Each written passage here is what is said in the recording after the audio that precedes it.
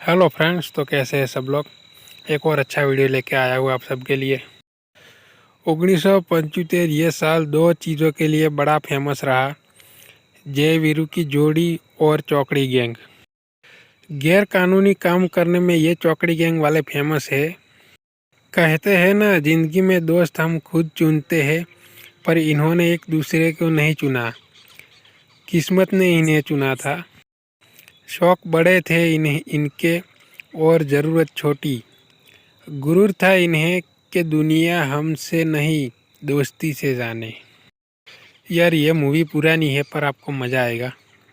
दोस्ती क्या है इस मूवी में दिखाया है। यार दोस्ती के लिए एक लाइक तो बनता है। बहुत खून बहेगा, अभी थोड़ा बहना है बाकी है। विद्युत एक्शन ड्रामा मूवी है।